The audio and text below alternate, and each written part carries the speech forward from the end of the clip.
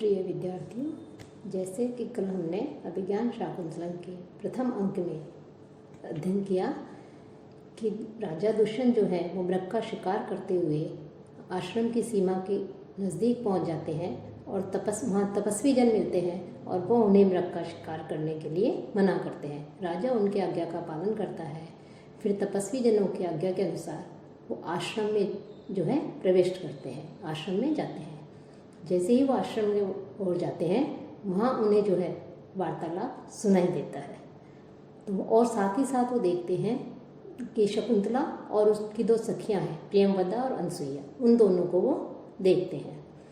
तो जब उनको सौंदर्य वो देखते हैं, उनको रूप को देखते हैं, तो राजा दुष्यंत जो है वो मन ही मन ये सोचते हैं कि वो राजा दुष्यंत जो है वो तपस्वी कन्याओं के अत्यधिक मनोहर शारीरिक सौंदर्य को देखकर वो सोचने लगते हैं कि ऐसा शारीरिक सौंदर्य तो राजाओं के अंतःपुर में भी नहीं मिल सकता, क्योंकि अंतःपुर की जो स्त्रियां हैं उनको श्रृंगार प्रसाधन के सारे साधन सुलभ रहते हैं, जिससे वो अपने सौंदर्य को निखार सकती हैं, जबकि आश्रम में वे सारे साधन नहीं मिलते हैं। फिर भी इन तपस्वी कन्याओं का यह है मनोहर सौंदर्य जो है यह अत्यधिक आश्चर्यकारी है। तो राजा उनको देख करके जो है अत्यधिक आश्चर्यचकित हो जाता है। इदम वपु का अर्थ है यह दृश्यमान शरीर अथवा शारीरिक लावण्य। कि शुद्धांत से तात्पर्य यहाँ पर वैसे तो राजाओं के अंतःपुर से है, परंतु यहाँ पर दक्षिणा से इसका अर्थ अंतःपुर में रहने वाली स्त्रियां हैं, ऐसा कहा गया है। कि वन में बिना प्रयत्न और सिंचन आदि सुविधाओं से रहित होने पर भी लताएं जो हैं वो खिलती हैं, विकसित होती हैं, सुंदर लगती हैं, जबकि उद्यान में उगने वाली जो लताएं हैं उनको काट छाट करके सिंचाई आदि की सुविधा मिलती है और उसके उपरांत जो है वो अपनी छटा बिखेरती हैं। लेकिन फिर भी कह रहे हैं राजा दुष्यंत कि प्राकृतिक सौंदर्य के सम्मुख जो उद्यान लताओं का कृत्रिम सौंदर्य है वो उतना आकर्षक नहीं रहता। तो इस प्रकार से राजा जो है वो आश्रम में रहने वाले जो व्यक्ति हैं, तपस्वी कन्या हैं, कह रहे हैं कि उनमें दुर्लभ सौंदर्य, महलों में दुर्लभ ऐसा सौंदर्य वो इन तपस्वी कन्याओं में दिखाई दे रहा है। राजा मन ही मन विचार करते हैं कि ऐसा शारीरिक सौंदर्य तो राजाओं के अंतःपुर में भी दुर्लभ है, जबकि वहाँ सारे सौंदर्य वर्धक सारे पदार्थ उपलब्ध होते हैं, श्रृंगार प्रसाधन के सारे पदार्थ सुलभ होते हैं, लेकिन फिर भी वन में रहने वाली इन तपस्वी कन्याओं की अपेक्षा जो है वो अत्यधिक सौंदर्यशालिनी नहीं होती। जबकि वन में न तो प्रसाधन के साधन उपलब्ध हैं, न ही सुख सुविधाएं उत्पन्न हैं, स्थिति भिन्न है। आश्रम में रहने वाली ये कन्याएं फिर भी अंतःपुर की रानियों से सबकी तुलना में अधिक सुंदर हैं। तो राजा कहते हैं कि यही कहना पड़ेगा कि उद्यान में परिवर्धित जो लताएं हैं उनको वन में परिवर्धित जो लताओं के द्वारा अपनी सुगंधी व कोमलता आदि गुणों से तिरस्कृत कर दिया गया है। अर्थात जहाँ उपवन की लताओं को सुंदर होना चाहिए, वहाँ वन की लताएं कहीं ज़्यादा जो है वो अत्यधिक सुंदर है। तो इस प्रकार से जो है राजा कह रहा है कि यहाँ पर इस जो 15वां जो पद्य था, शुद्धांत दुर्लभम इदम, इस पद्य में कवि का प्रयोजन कृत्रिम सौंदर्य की अपेक्षा प्राकृतिक जो सौंदर्य है उसकी श्रेष्ठता को प्रदर्शित करता है। तब इसके पश्चात ततः प्रविशति यथोक्त व्यापारा सह सखीभ्याम शकुंतला, कि जैसा बताया गया था वैसे ही शकुंतला अपनी सखियों के साथ में जो है वहाँ पर प्रवेश करती है। अर्थात पौधों को सींचती हुई दोनों सखियों के साथ में शकुंतला का रंगमंच पर प्रवेश होता है। शकुंतला कहती है इतः इतः सखियों, ये सखियों इधर आओ, इधर आओ। अनसुईया कहती है हला शकुंतले, हे सखी शकुंतला, कि यहाँ जो हला शब्द है यह सखी के लिए आया है, कि सखी के लिए संबोधन का शब्द है हला। अरि या ओ भी इसे कह सकते हैं कि जहाँ समान अवस्था वाली सखियाँ होती हैं वो परस्पर एक दूसरे को जो है वो हला कह करके संबोधित करती हैं। तो अनसुईया, प्रियंवदा और शकुंतला भी समान अवस्था वाली सखियाँ हैं, इसलिए अनसुईया शकुंतला को हला कह करके संबोधित कर रही है कि त्वत्तो अपि तात काश्यपस्य आश्रम रक्षकाः प्रियतरा इति तर्कयामि, कि त्वत्तो अपि, कि तुमसे अधिक जो आश्रम के वृक्ष हैं वो तात काश्यप, जो महर्षि कर्ण है उनको अधिक प्रिय है। ऐसा मैं तर्कयामी सोचती हूँ, कि मैं ऐसा सोचती हूँ, मेरा ये सोच मानना है, मैं ऐसा समझती हूँ कि महर्षि जो कर्ण है, पिता जो कर्ण है, उनको ये आश्रम के पौधे तुमसे अधिक प्रिय हैं। क्योंकि जिससे कि नव मालिका कुसुम पेलवा अपि त्वम एतेषाम आलवाल पूर्णे नियुक्ता, कि नव मालिका का जो पुष्प होता है कि जो कि अत्यधिक कोमल होता है, ऐसे पुष्प के समान सुकोमल हो तुम, लेकिन तुम्हें भी एतेषाम आलवाल पूर्णे, कि इन पौधों, ये जो पौधे हैं, इन पौधों के आलवाल को भरने के लिए, आलवाल कहते हैं पौधों को चारों तरफ क्यारी सी बना देते हैं, जिससे पानी उनको सींचने के लिए जो हम जल डालेंगे वो जल जो है बाहर नहीं बहे। तो जो क्यारियां हैं, जो आलवाल है, उनको भरने के लिए तुम्हें महर्षि कर्ण ने लगाया, नियुक्त किया है। जबकि तुम तो नव मालिका के जो पुष्प है उससे भी अधिक कोमल हो, लेकिन फिर भी तुम्हें पौधों को जल सींचने में लगाया है। तो ऐसा मानते हैं कि तुम्हारी अपेक्षा महर्षि कर्ण को जो है ये आश्रम के वृक्ष अधिक प्रिय है। शकुंतला कहती है न केवलम तात नियोग एव, कि यह केवल पिता की आज्ञा ही नहीं है, पिता का द्वारा कहा गया कार्य ही नहीं है, उन्होंने मुझे इस कार्य में नियुक्त नहीं किया है, अपितु अस्ति में सोदर स्नेहो अपि एतेषु, इनके प्रति, ये जो पौधे हैं, इन पौधों के प्रति भी मेरा सहोदर जैसा स्नेह है। सहोदर यानी एक माता के उदर से जन्म लेने वाले भाई बहन के समान, कि ये केवल महर्षि जो कर्ण है, पिताश्री जो कर्ण है, उनके आज्ञा का पालन ही नहीं है, बल्कि ये सहोदर है, ये मुझे बहुत अधिक प्रिय है। इसलिए जो है मैं भी इनसे स्नेह करती हूँ, इसलिए मैं भी इनको जल सींचने के कारण जो है करती हूँ। ऐसा करके वृक्ष को सींचती है।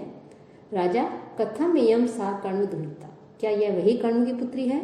असाधुदर्शी खलु तत्र भवान काश्यप है। तो अवश्य ही जो महर्षि जो कर्ण है, कश्यप है, वो जो है असाधुदर्शी हैं, अर्थात वो विवेकहीन है। क्यों विवेकहीन है? कि इस शकुंतला को उन्होंने आश्रम के, इस शकुंतला तो स्वयं ही इतनी सुकोमल है, नाजुक है, लेकिन उसे इस आश्रम धर्म में, इमाम आश्रम धर्म में, इस आश्रम के धर्म में पौधों को सींचने के कार्य में नियुक्त किया है। शकुंतला कैसी है? और महर्षि कर्ण ऐसा कार्य करके क्या कर रहे हैं? इदम केला व्याज मनोहरम वपुः तपः शमम साधयितुं यह इच्छति ध्रुवं से नीलोत्पल पत्र धारया शमीलतां छेत्तुम ऋषि व्यवसति। कि महर्षि कर्ण क्या कर रहे हैं कि शकुंतला को इन पौधों के कार्य में लगाने नियुक्त किया है, तो उसके विषय में राजा के कह रहे हैं कि नील कमल जैसे होता है, उस नील कमल की कोमल जो पंखुड़ी होती है वो अत्यधिक नाजुक होती है, तो उस कोमल पंखुड़ी के किनारे से कठोर शमी का वृक्ष जो है, उस वृक्ष की शाखों को नहीं काटा जा सकता। उसी प्रकार ये शकुंतला जो है, यह भी कोमल शरीर वाली है, कोमलांगी है, और इसके शरीर, इससे जो है इस प्रकार के ये तपस्या आदि और ऐसे कार्य नहीं करवाए जा सकते। तपस्या के साधन के योग्य इसके शरीर को नहीं बनाया जा सकता, क्योंकि ये बहुत अधिक कोमल है, नाजुक है। कि उसी प्रकार जैसे नील कमल की पंखुड़ी जो होती है, उसका किनारा देखने में भले ही चाकू की धार जैसे पहनी होती है, उसके समान पहना हो, लेकिन फिर भी जो है उससे जो है हम किसी कठोर चीज को नहीं काट सकते। शमी वृक्ष जो अत्यधिक कठोर होता है, उस वृक्ष को जो है हम नहीं काट सकते हैं। तो कह रहे हैं कि महर्षि कर्ण क्या कर रहे हैं कि यह ऋषि, कि जो महर्षि कर्ण है वो अव्याज मनोहरम, कृत्रिमता रहे, अव्याज यानी जिसमें किसी प्रकार की कृत्रिमता नहीं है, प्राकृतिक सौंदर्य है। तो कृत्रिमता रहित जो सौंदर्य है, जो प्राकृतिक सौंदर्य है, उस सौंदर्य से, स्वभाव से ही इदम वपुः, सुंदर जो इसका शरीर है, इससे किलह क्या करना चाह रहे हैं? तपः शमम साधयितुम इच्छति, तपस्या के द्वारा, तपस्या के योग्य साधयितुम बनाने के लिए जो है वो क्या कर रहे हैं? प्रयत्न कर रहे हैं। कि ऐसे शकुंतला अत्यधिक कोमल है, लेकिन इसको ऐसे कार्यों में नियुक्त करके ऐसा लग रहा है कि महर्षि कर्ण जो हैं वो क्या कर रहे हैं, स्वभाव से ही सुंदर इस शकुंतला के शरीर को तपस्या के साधन के योग्य बनाना चाहते हैं। तो ऐसा करके वो ऋषि क्या कार्य कर रहे हैं कि वह ऋषि ध्रुवम तो निश्चय ही नीलोत्पल पत्र धाराया, कि नीलोत्पल नील कमल की जो पत्र उसकी भी जो पंखुड़ी होती है, धाराया उस पंखुड़ी के किनारे से, उसकी धार से मानो क्या करना चाहते हैं, शमी लताम छेदुम व्यवसति, कि जो शमी लता है, शमी का जो वृक्ष है उसको काटने का प्रयत्न कर रहे हैं।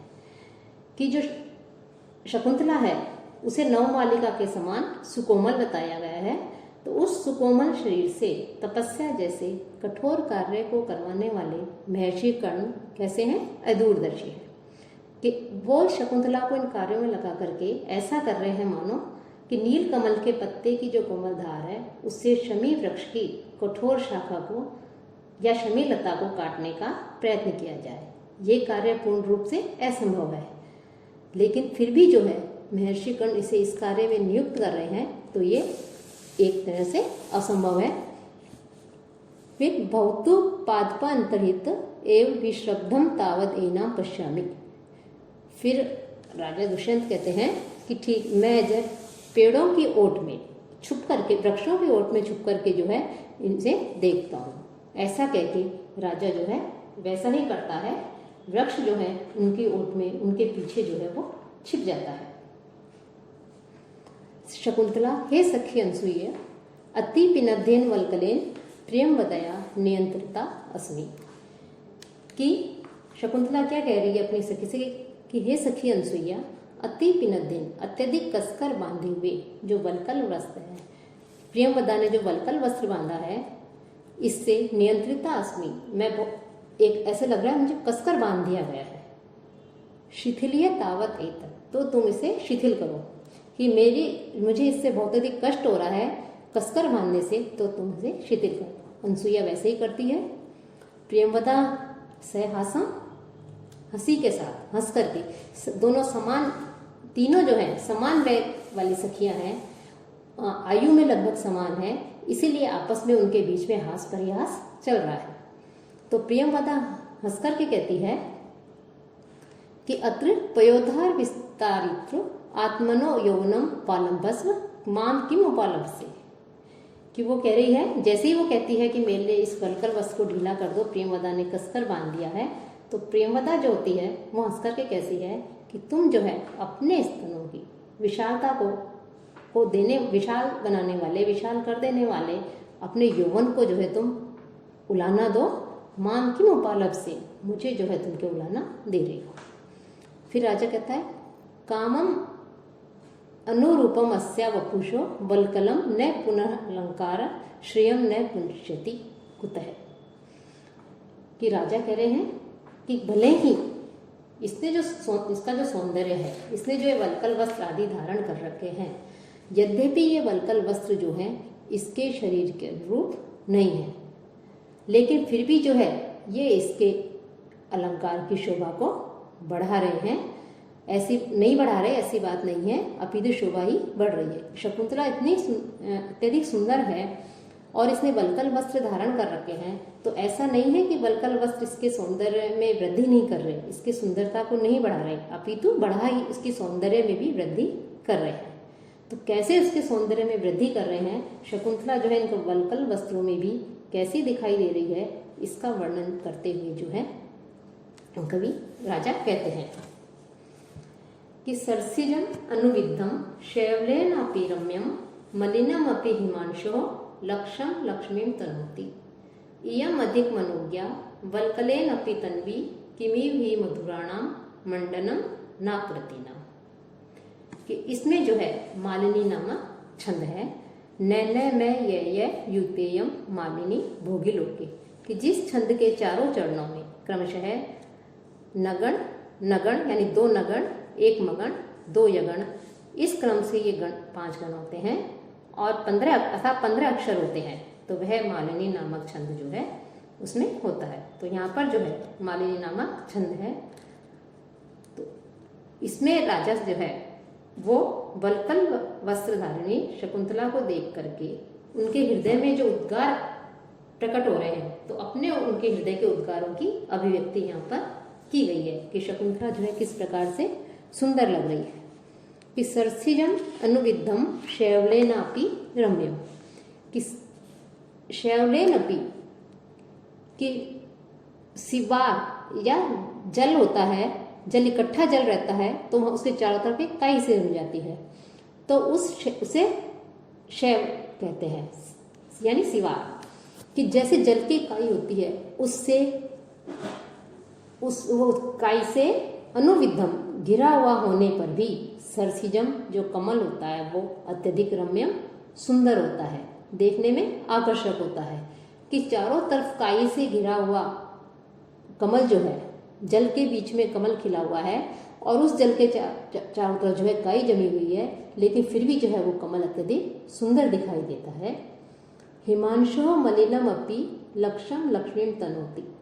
हिमांशो कहते हैं चंद्रमा के लिए आया है कि जो चंद्रमा है उसका लक्षम, उसका जो कलंक है, धब्बा है, वो लक्ष्मीम तनोति, वो उस चंद्रमा के सौंदर्य में वृद्धि करता ही है। कि जैसे चंद्रमा है उसके बीच में काला निशान होता है, धब्बा होता है, तो काला धब्बा भी जिसे कलंक बोलते हैं, तो चंद्रमा का काला जो बीच में धब्बा है, कलंक है, वो भी यद्यपि उसके बीच में धब्बा है लेकिन फिर भी उसके सौंदर्य में, इसकी शोभा में वो वृद्धि ही करता है। उसी प्रकार से आगे कह रहे हैं फिर वो कि उसी प्रकार से इयम तन्वी, ये जो कृशांगी कृष्काय अंगों वाली ये जो शकुंतला है, यह वल्कलेनपि, इसने वल्कल वस्त्र धारण कर रखे हैं, तो वल्कल वस्त्रों से भी क्या है, ये अधिक मनोज्ञा, उन वल्कल वस्त्रों में भी ये बहुत अधिक सुंदर दिखाई दे रही है ही।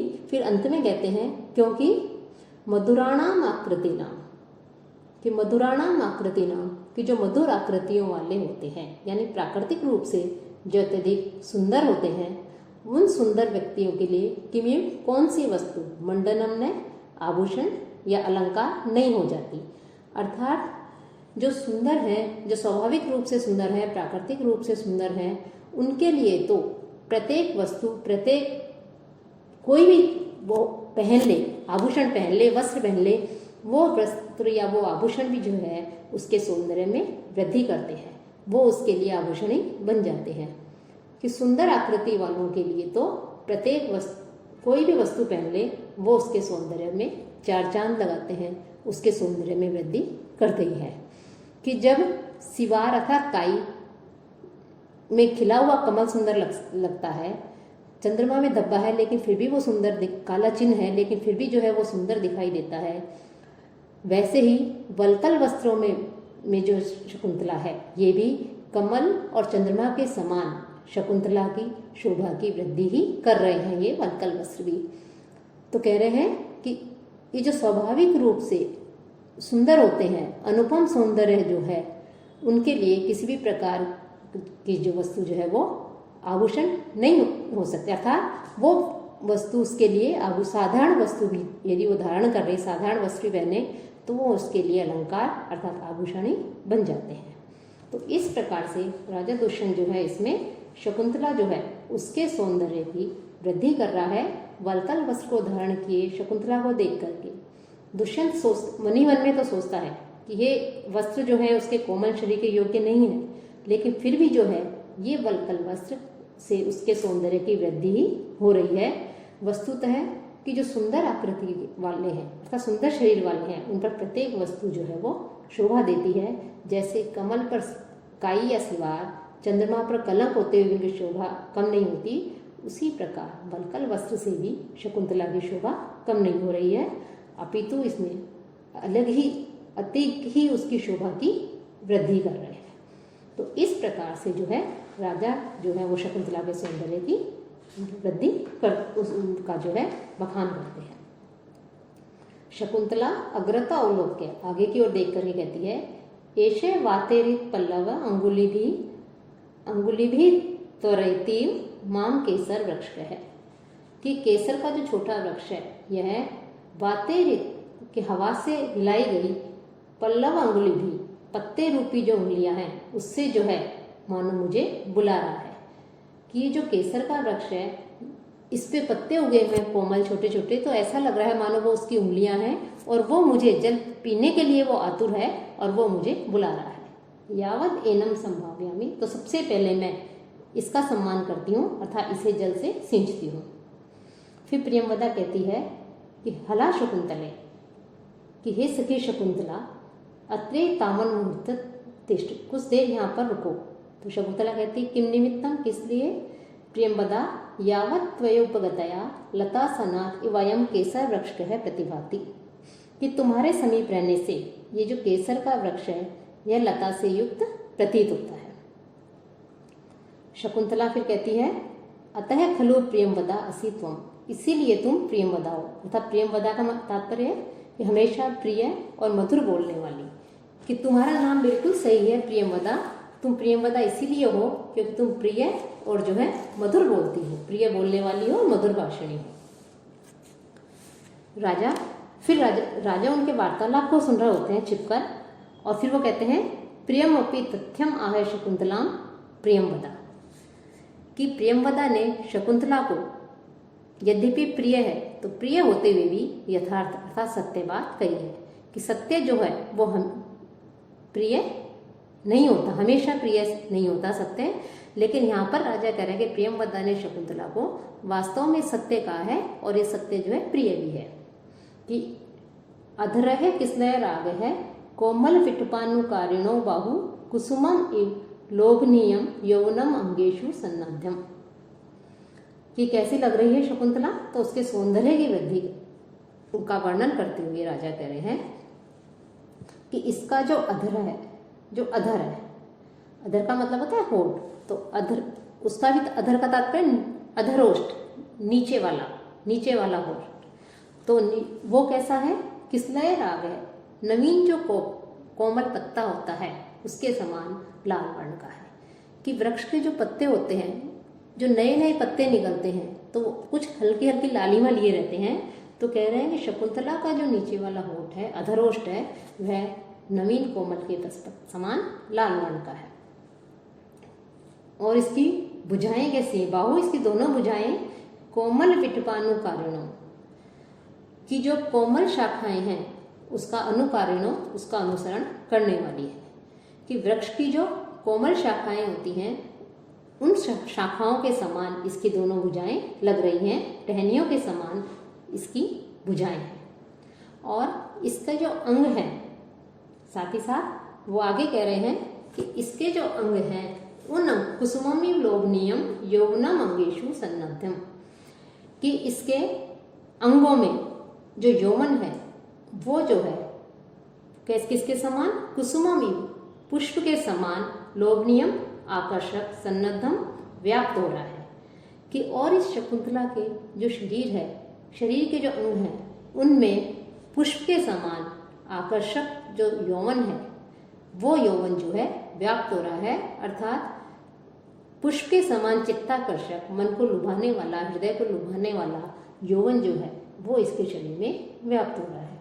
कि राजा अपने मन में कहता है कि प्रियंवदा ने शकुंतला के लिए सत्य और प्रिय वचन कहे हैं, क्योंकि शकुंतला का जो अधरोष्ठ है वो किसलय के समान, कोमल पत्ते के समान लाल वर्ण वाला है, भुजाएं कोमल टहनियों के समान है, और शरीर के जो इसके सभी जो अंग हैं वो अंग पुष्प के समान आकर्षक यौवन से व्याप्त है।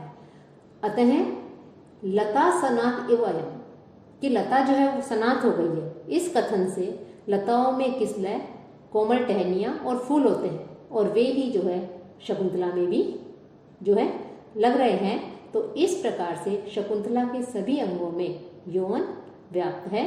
इसका जो है वर्णन राजा दुष्यंत जो है वो कह रहे हैं। अनसुईया कहती है हला शकुंतले, हे सखी शकुंतला, इयम स्वयंवर वधु, यह जो आम का जो वृक्ष है उसकी स्वयंवर वधु है, नवमालिका नाम की जो है लता है। सहकारस्य त्वया कृत नामधेयम वन ज्योत्सना इति नवमालिका, कि जिसका कि तुमने नाम वन ज्योत्सना जो है रखा है। कि यह आम्र वृक्ष की स्वयंवर वधु नवमालिका लता है, जिसका कि तुमने प्रेमवश इसका नाम, तुम इससे स्नेह करती हो इसलिए जो है, इसलिए तुमने इसका नाम वन ज्योत्सना रखा है। ए नाम विस्मृता अस्सी, तुम क्या इसे भूल गई हो, अर्थात इसे जो है जल नहीं दिया तो क्या तुम इसे भूल जाओ गई हो। तो शकुंतला कहती है तद आत्मनम अपि विस्मरिष्यति, यदि इसे भूल गई तो वास्तव में मैं अपने आप को भी भूल जाऊंगी। लता उपेत्य अवलोक्य, लता को देखकर पास में जाकर के हला रमणीय खलु काले एतस्य लता पादप मिथुनस्य व्यतिकरः संवृत है, कि अरे बड़े ही सुंदर समय में ये जो लता और वृक्ष है, लता पादप मिथुनस्य, लता और वृक्ष इन दोनों का जो है व्यतिकरः संवृत है, इन दोनों का मिलन हो गया है। कि नव कुसुम यौवना वन ज्योत्सना, क्योंकि जो वन ज्योत्सना है वो नवीन पुष्पों के कारण यौवन से युक्त है और स्निग्ध पल्लव तयो उपभोग क्षम सहकार है, और आम्र वृक्ष अपने सुंदर पत्तों के कारण उपभोग करने में समर्थ है। ऐसा कहके वो वहीं रुक जाती है। प्रेमवदा कहती है हे अनसुये जानासी किम शकुंतला वन ज्योत्सनाम अति मात्रम पश्यति इति, कि हे सखी अनसुईया क्या तुम जानती हो कि ये जो शकुंतला है ये वन ज्योत्सना जो है लता है इसको इतना अधिक जो है अपलक नयनों से नेत्रों से क्यों देख रही है। अनसुईया कहती है न खलु विभाव्यामी, मैं नहीं जानती, कथी अच्छा कहो। फिर अनसुईया कहती है न प्रेमवदा कहती है यथा वन ज्योत्सना अनुरूपेण पादपेन संगता, कि जिस प्रकार से ये वन ज्योत्सना है, वन लता है, यह अपने अनुरूप आम्र के वृक्ष को प्राप्त होकर के उससे लिपट गई है, तो वैसे ही नाम एवं अपि आत्मन अनुरूपम, तो क्या मैं भी अपने अनुरूप वर को जो है वरम लभेयति, अपने वर अनुरूप वर को पति को प्राप्त कर पाऊंगी। शकुंतला कहती है एश नूनम तव आत्मगतो मनोरथ है, ये तुम्हारे मन की इच्छा है। अर्थात तीनों जो सखियां उनमें आपस में जो है हंसी मजाक वार्तालाप जो है उनके बीच में चल रहा है। तो शकुंतला जो है कलश से जल डालती है।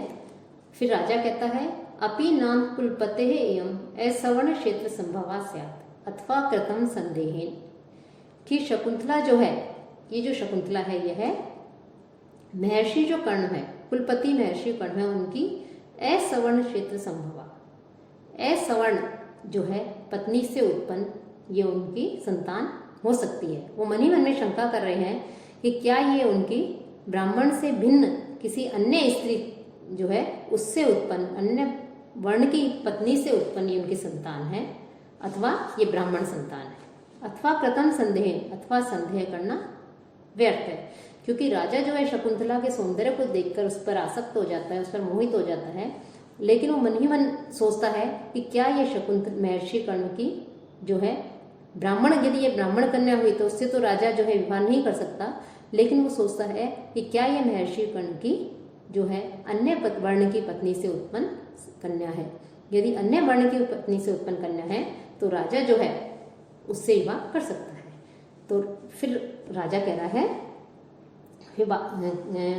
असंशयम शत्र परिग्रह क्षमा यद आर्यम अस्याम अभिलाषी मे मनः सतान ही संदेह पदेशु वस्तुषु प्रमाणम अंतःकरण प्रवर्तय है, कि राजा फिर राजा मन ही मन में कहता है कि निसंदेह असंशय, कि निसंदेह शत्रु परिग्रह क्षमा, कि क्षत्रिय के द्वारा पत्नी के रूप में ग्रहण करने योग्य ये है, क्योंकि राजा जो है वो क्षत्रिय है, वो ब्राह्मण वर्ण की स्त्री से तो विवाह नहीं कर सकता, लेकिन कह रहा है कि ये जो वास्तव में जो है ये क्षत्रिय कन्या है लग रही है मुझे, तो यह शकुंतला जो है किसी क्षत्रिय के द्वारा जो है पत्नी के स्वीकार करने के योग्य है। क्यों योग्य है? यत क्योंकि मैं आर्यम मन है, क्योंकि मेरा जो मन है वो मन क्या कर रहा है, अस्याम अभिलाषी, इसकी अभिलाषा कर रहा है कि मेरा मन शुद्ध है, श्रेष्ठ है, इसमें किसी प्रकार के गलत विचार नहीं है, तो ऐसा मेरा जो पवित्र मन है, शुद्ध मन है, वो इसको प्राप्त करने की इच्छा कर रहा है।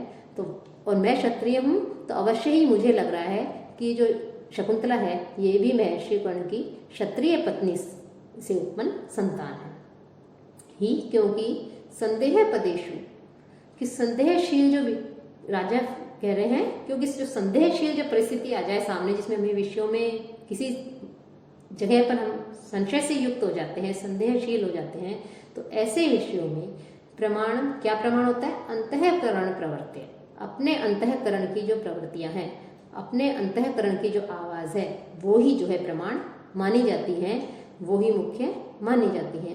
अर्थात कि जो है हमारी जो अंतरात्मा जिसे स्वीकार करे वो ही ऐसी परिस्थिति में जो है धर्म मान लिया जाता है, कर्तव्य मान लिया जाता है, प्रमाण मान लिया जाता है। कि राजा जो है वो सामान्य जन नहीं है, वो धीरोदात्त वो नायक है, प्रजा का, समाज का नियामक होता है। तो जो कवि है कालिदास है, उन्होंने भी राजा को इस प्रकरण से कि संदाम ही संदेह पदेशु वस्तुषु प्रमाणम अंतःकरण प्रवर्त्य, इसके द्वारा राजा को भी जो है मर्यादित कर दिया गया है कि अपने अंतःकरण की जो आवाज़ है, मन की जो आवाज़ है, वो ही जो है मुख्य प्रमुख मानी जाती है। वो जिसे स्वीकार करे वो ही शाश्वत सत्य है, तो उसको स्वीकार कर लेना चाहिए। तो इस प्रकार से राजा मन ही मन में सोचता है कि ये क्षत्रिय कन्या हो सकती है महर्षि कर्ण की क्षत्रिय पत्नी से उत्पन्न, कि इसकी अभिलाषा जो है मेरा मन कर रहा है। कि वैसे तो महर्षि कर्ण ब्राह्मण थे, है ना, लेकिन राजा जो है वो उसको मन में ही विश्वास होने लगता है कि ब्राह्मण से भिन्न, ब्राह्मणेतर पत्नी जो है उससे उत्पन्न कन्या है और मेरे लिए विवाह के योग्य है। फिर कह रहे हैं क्योंकि मेरा मन इसकी अभिलाषा कर रहा है, इसलिए जब किसी विषय में संशय होता है, हम संशय से युक्त होते हैं, तो अपने अंतरात्मा की आत्मा को स्वीकार करके हमें उसको जो है वास्तविकता को जानने का प्रयत्न करना चाहिए। तो दुष्यंत जो है उनके शकुंतला के परिग्रह का एक तरह से मन ही मन में निर्णय करते हैं कि वास्तव में ऐसा लग रहा है कि क्षत्रिय कन्या ही है। तथापि तत्वतः एनाम प्लुप्स्यते, कह रहे हैं उपलस्य कि इस विषय में यथार्थ रूप से फिर भी राजा को अपने अंतरात्मा की आवाज तो कह रही है कि क्षत्रिय कन्या है, मैं इससे विवाह कर सकता हूँ, लेकिन फिर भी कह रहे हैं कि यथार्थ रूप से मैं जानने का प्रयत्न करूंगा कि वास्तव में इससे विवाह कर सकता हूँ या नहीं। शकुंतला संभ्रम, घबराहट के साथ में कि अम्मो सलील से सभ्रमोदगतो नवमालिकाम उज्जित्वा वदनम में मधुकरो भी वर्तते, कि शकुंतला जैसे ही पौधों में पानी डालती है, वहाँ जो है नवमालिका जो लता है वहाँ पर जो है भ्रमर बैठा हुआ था, और जल डालने से जो है वो थोड़ा घबरा जाता है, और घबराहट से उड़ता हुआ वो भ्रमर जो है उस नवमालिका को छोड़ करके शकुंतला कह रही है कि ये मेरे मुंह की ओर आ रहा है। ऐसा कह के ऐसा अभिनय करती है मानो भ्रमर जो है बार बार उसके मुख की तरफ आता है। राजा सस्पृहम विलोक्य, उसको जो है अभिलाषा के साथ में, इच्छा के साथ में बड़ी उस शकुंतला को देखता है, और देख करके जो है फिर राजा क्या कह रहे हैं कि चला पांगा दृष्टि स्पृशसी बहुशो वेपुत मतिम रहस्य आख्यायी इव स्वनसी मृदु कर्णांति चरह करो व्याधुनवत्या पिबसी रति सर्वस्वम अधरम वयम तत्वान्वेषान मधुकर अतः त्वं खलु प्रति। अब भ्रमर जो है बार बार आकर के शकुंतला जो है उसके मुख का स्पर्श कर रहा है, तो राजा जो है उसकी प्रेम दशा का वर्णन कर रहे हैं कि राजा किस प्रकार से भौरे को शकुंतला के प्रेमी के स्थान पर देख रहा है, और देख करके उसके भाग्य से ईर्ष्या करता है और उससे अपना प्रतिद्वंदी समझ रहा है। तो भौरे को जो है राजा शकुंतला को तो देख रहा है, वही भ्रमर की चेष्टाओं और शकुंतला जो है उससे घबरा करके जिस प्रकार से परेशान हो रही है, तो उसको देखकर उसका बड़ा ही मनोहारी वर्णन इसमें किया गया है। तो राजा उस भ्रमर की चेष्टाओं को देख करके और शकुंतला को देख करके स्वयं को तत्वान्वेषण में रत रहने के कारण कि हम तो वास्तविकता जानने में ही रह गए, तो अपने आप को कह रहा है कि हम तो केवल उसको जानने में ही रह गए, और भ्रमर जो है उसको सफल मनोरथ वाला बताता है कि तुमने जो है इस शकुंतला के आँख, कान और जो अधरोष्ट है उसके पास तुम जो है पहुंच गए, और हम तो वास्तविकता को जानने में ही रह गए। कि हे मधुकर को संबोधित करते हुए, भौरे को संबोधित करते हुए कह रहे हैं, उसको एक प्रेमी के रूप में देख रहे हैं, और कह रहे हैं कि हे मधुकर चला पांगाम,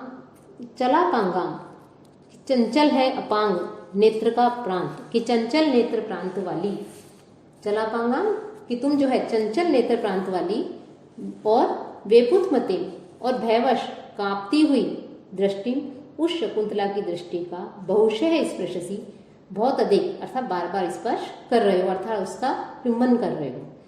कि हे भौरे तुम चंचल नेत्र प्रांत वाली, और तुमको देख करके अत्यधिक भयभीत हो गई है, कांप रही है, ऐसी उस शकुंतला की दृष्टि का उसके नेत्रों के पास में जा करके तुम बार बार उसका स्पर्श कर रहे हो।